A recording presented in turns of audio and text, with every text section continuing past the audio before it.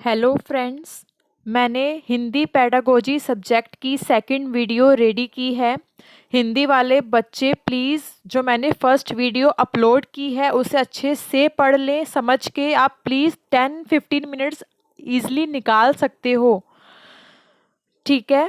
तो अब मैंने सेकंड वीडियो भी रेडी कर दी है, इसको भी आप अच्छे से पढ़ लीजिए, समझकर याद कर लीजिए इसको, ठीक है। फर्स्ट क्वेश्चन मैंने आपके सामने रखा है, ब्लूम ने भावात्मक उद्देश्य का वर्गीकरण किस विद्यालय में किया था। अब ये एग्जामिनर क्वेश्चन पुट कर सकता है एमसीक्यू में, क्योंकि बच्चों को पता ही नहीं होता कि ब्लूम ने भावात्मक उद्देश्य का जो वर्गीकरण किया था उसका कोई विद्यालय भी था। ये बच्चों को पता ही नहीं होता। प्लीज़ हिंदी पेडागोजी वाले सब्जेक्ट के बच्चे अच्छे से इस वीडियो को देखें, समझें और याद करें। फर्स्ट वीडियो भी मैं अपलोड कर चुकी हूँ, उसको भी बहुत अच्छे से वीडियो को अगर आप, ठीक है, आपके पास टाइम नहीं हो पा रहा पढ़ने का तो आप वीडियो को 2-3 बार देख लीजिए, आपको याद हो जाएगा सब कुछ। क्योंकि कोई चीज़ जब हम देखते हैं, सुनते हैं और जब हमारा दिमाग देखने में अच्छे से होता है, समझने में होता है, तो वो जल्दी चीज़ें याद हो जाती हैं वीडियो को देखकर ही, ठीक है। तो ये सेकंड क्वेश्चन में क्या बोल रहा है, ब्लूम ने भावात्मक उद्देश्य का वर्गीकरण किस विद्यालय में किया था, है ना। बच्चों एक बात मैं ये बात जरूर कहना चाहती हूँ कि प्लीज़ ऐसे मत टालो कि मैं कल कर लूँगा या कल कर लूँगी याद, मैं परसों कर लूँगी, मैं परसों कर लूँगा। अब आप छोटे बच्चे नहीं हो, आप एक अध्यापक बनने जा रहे हो, आप एक टीचर बनने जा रहे हो। तो ये अब आप ये चीज़ें अपने माइंड से निकाल दो, आप में पंक्चुअलिटी देखी जाएगी अब जो भी है, ठीक है। तो ये ऐसी चीजें मत टालिए कि मैं कल कर लूंगा, परसों कर लूंगा। आज ही वीडियो को अच्छे से समझो, थोड़ा टाइम निकाल के पढ़ो। हम आप लोगों ने पैसे लगाए हुए हैं बीएड पर, ठीक है। 1 लाख 2 लाख पता नहीं कितने बच्चों के, पता नहीं कैसे गरीब बच्चों ने पैसे दिए होंगे। तो प्लीज उस चीज की वैल्यू को समझो कि पैसे भी किस तरीके से कमाए जाते हैं, ठीक है ना। तो आप इस चीज को अच्छे से डीपली समझो। देखो यहाँ बोला है विद्यालय, पूछा है कि वो विद्यालय कौन सा था जहां ब्लूम ने भावात्मक उद्देश्य का वर्गीकरण किया था, ठीक है। फर्स्ट क्वेश्चन है अनिकेत विद्यालय, ठीक है। क्या ब्लूम ने भावात्मक उद्देश्य का वर्गीकरण अनिकेत विद्यालय में किया था। सेकंड है हरिकेश विद्यालय। थर्ड है शिकागो विद्यालय। और फोर्थ है इनमें से सभी। तो अब सब में बैठ के तो ब्लूम भावात्मक उद्देश्य का वर्गीकरण तो नहीं करेगा, एक विद्यालय होगा इसमें से। तो करेक्ट आंसर है शिकागो विद्यालय। शिकागो विद्यालय का नाम है, ठीक है, शिकागो नाम है विद्यालय का। एक रजिस्टर ले लीजिए, बना लीजिए, जो मर्जी कीजिए, उस पे लिखिए, ठीक है, कि मैम ने ब्लू वॉलपेपर वाले पर ये सारा वीडियो रेडी की है। तो प्लीज़ अपना रजिस्टर निकालिए, पेन निकालिए, उसमें लिखिए ब्लू विद्यालय कौन सा विद्यालय है, तो वहाँ ऑप्शन लिख दीजिए 3, ठीक है। Third option is correct. Okay, next question पर चलते हैं। भाषाई कौशल कितने होते हैं। नेक्स्ट क्वेश्चन है भाषाई कौशल कितने होते हैं। फर्स्ट ऑप्शन है 2 होते हैं, सेकंड ऑप्शन है 3 होते हैं, थर्ड ऑप्शन है 5 होते हैं, फोर्थ ऑप्शन है 4 होते हैं। तो इसका करेक्ट आंसर है 4 होते हैं। कौन कौन से होते हैं ये भी पता होना चाहिए आपको।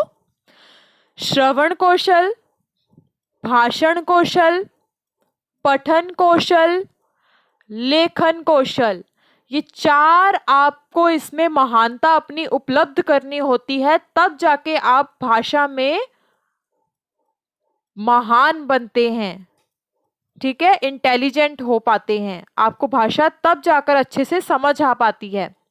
ठीक है, तो चार, फोर्थ ऑप्शन पे ही लिखा हुआ है चार। ठीक है, तो चार भाषाई कौशल होते हैं। आगे चलते हैं। नेक्स्ट क्वेश्चन, पठन कौशल क्या है?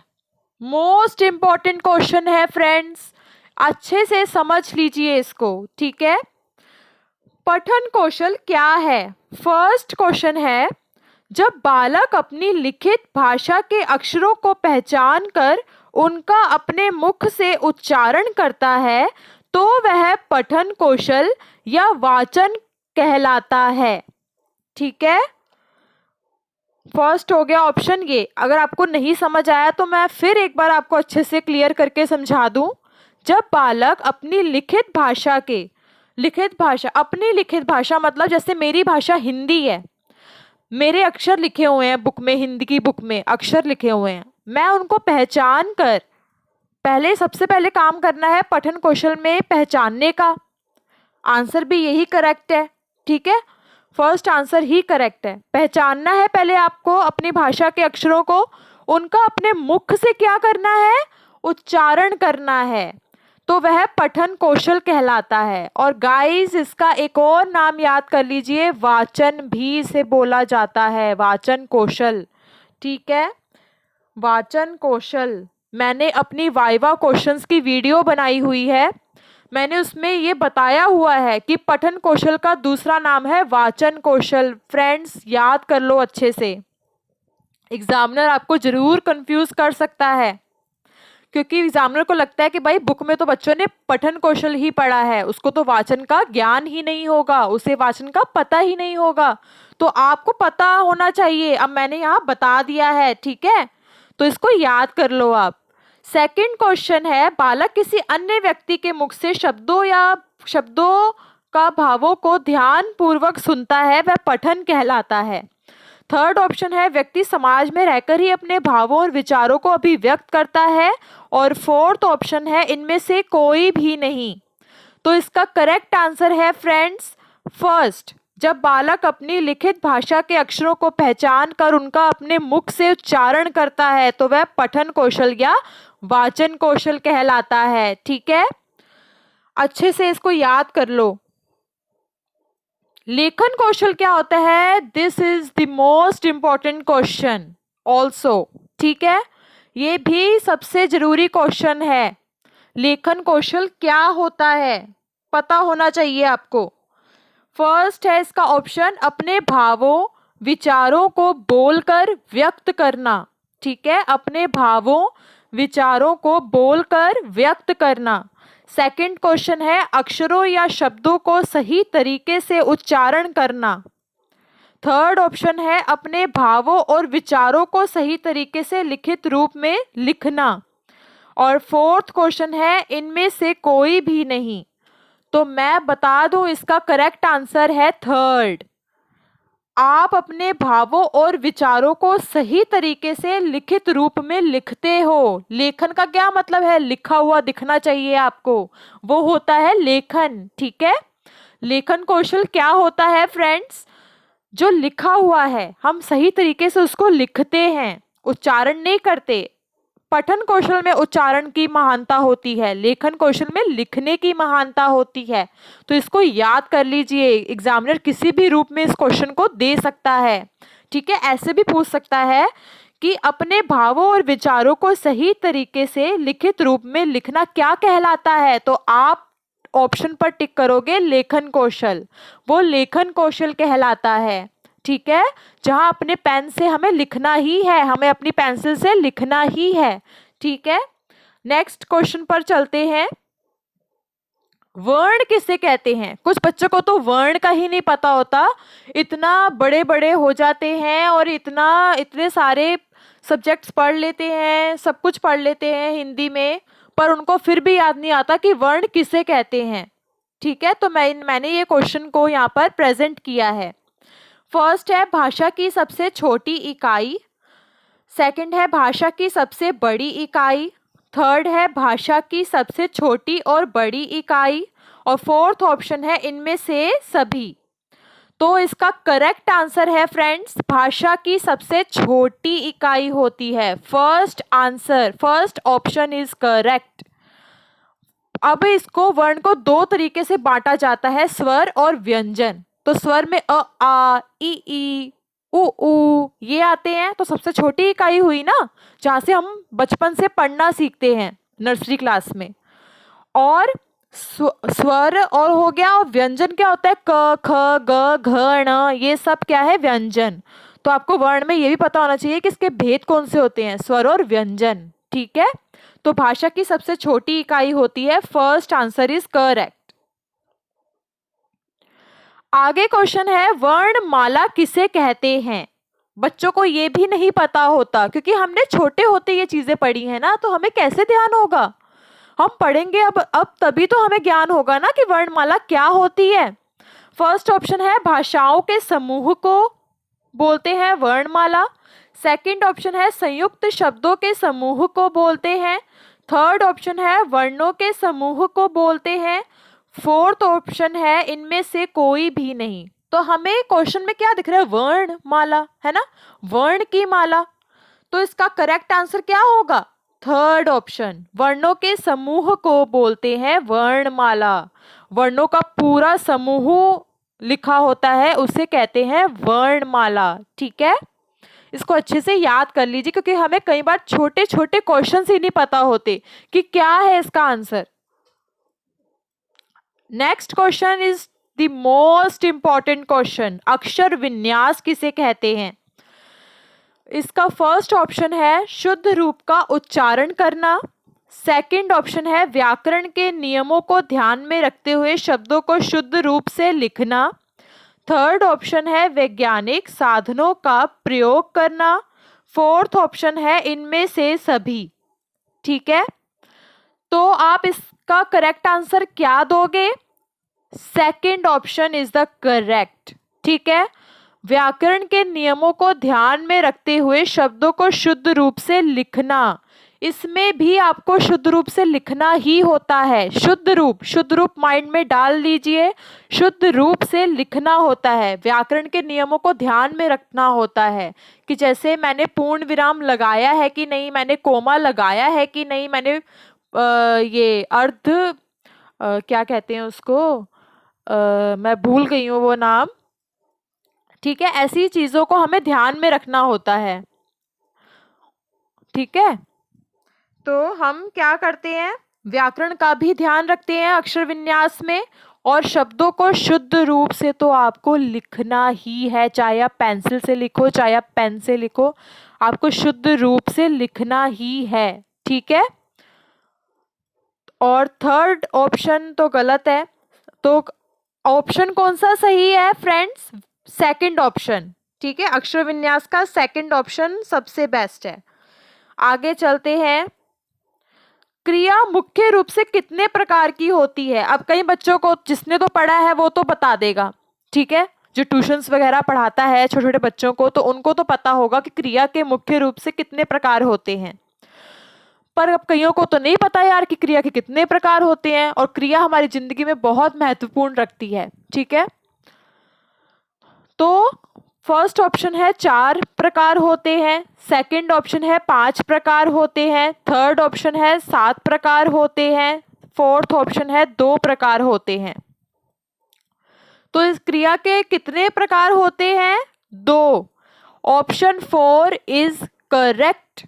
ठीक है, ऑप्शन 4 इज करेक्ट। 2 होते हैं, अकर्मक क्रिया, सकर्मक क्रिया। अकर्मक क्रिया में अच्छे से पूरा सेंटेंस कंप्लीट नहीं होता, सिर्फ कर्ता का वहां पर नाम ही आता है। ठीक है, सकर्मक में कर्ता तो आता ही आता है, साथ में उसका काम करने का कर्म भी आता है, कि वो क्या काम कर रहा है ये भी बताया जाता है सकर्मक में। तो इसके 2 प्रकार होते हैं मुख्य रूप से। Fourth answer is correct. ठीक है, आगे चलते हैं, मोस्ट इंपॉर्टेंट क्वेश्चन, श व्यंजन का उच्चारण स्थान कौन सा है। फर्स्ट ऑप्शन है तालु, सेकंड ऑप्शन है जीभ, थर्ड ऑप्शन है कंठ और फोर्थ ऑप्शन है इनमें से कोई भी नहीं। तो इसका करेक्ट आंसर है फर्स्ट, तालु।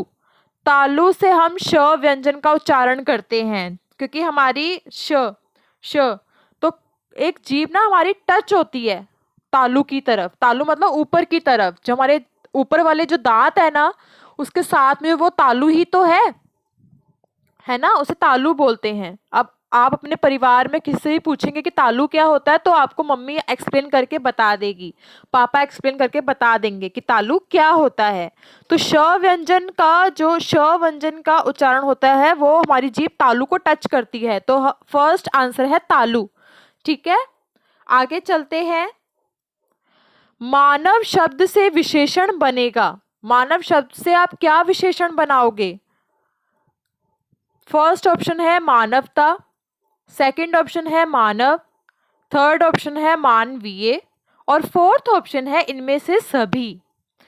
तो आपका इसमें आंसर जो है वो करेक्ट है थर्ड ऑप्शन, मानवीय। आप एक क्वेश्चन में अच्छे से पढ़ो कि मानव शब्द से आपको विशेषण बनाना है, आपको भाववाचक संज्ञा नहीं बनानी। भाववाचक संज्ञा में आता है फर्स्ट ऑप्शन वाला, मानवता। पर इसने बोला है हमें विशेषण बनानी है, तो विशेषण जो होगी वो थर्ड है, मानवीय। मानवीय, थर्ड ऑप्शन इज करेक्ट। ठीक है, आगे चलते हैं। ओ सॉरी गाइस, ये 10 क्वेश्चंस आपके कंप्लीट हो गए हैं। इसको अच्छे से याद कर लीजिए। मैंने भी बहुत फुर्सत से टाइम निकाल के आपका एमसीक्यू रेडी किया है। प्लीज़ आप भी अपने लिए टाइम निकालिए और इनको रीड आउट कीजिए बार बार, तभी आपके दिमाग में ये चीज़ें जाएंगी धीरे धीरे। ठीक है, और ये आलस बिल्कुल मत कीजिए कि मुझे कल करना है, परसों करना है। नहीं, आज ही करना है। ठान लो, मैं 15 मिनट का टाइम निकाल सकता हूँ, मैं 15 मिनट का टाइम निकाल सकती हूँ। ठीक है, तो अच्छे से इसको रीड आउट कर लीजिए। मैंने बहुत डीपली में जाकर इन क्वेश्चंस को रेडी किया है। तो प्लीज़ मेरी आपसे यही रिक्वेस्ट है कि उन पैसों को ध्यान में रखकर जो आपने बीएड पर लगाए हैं, प्लीज़ उन पैसों को ध्यान में रखकर अपने क्वेश्चंस को रेडी कीजिए। ये सोचिए कि मुझे ज्ञान मिल रहा है, मेरे लिए ये फर्स्ट अटेम्प्ट है एमसीक्यू, पहली बार ही तो हो रहा है बीएड में एमसीक्यू हमारा, है ना। तो प्लीज़ इसको अच्छे से याद कीजिए, पढ़िए। ठीक है, all the very best friends, अच्छे से प्रिपेयर कीजिए। Thank you very much. अगर आपको मेरी वीडियो अच्छी लगे तो मुझे भी मोटिवेट कीजिए, मुझे आप लोगों से ही मोटिवेशन मिलता है। Thank you very much, so much.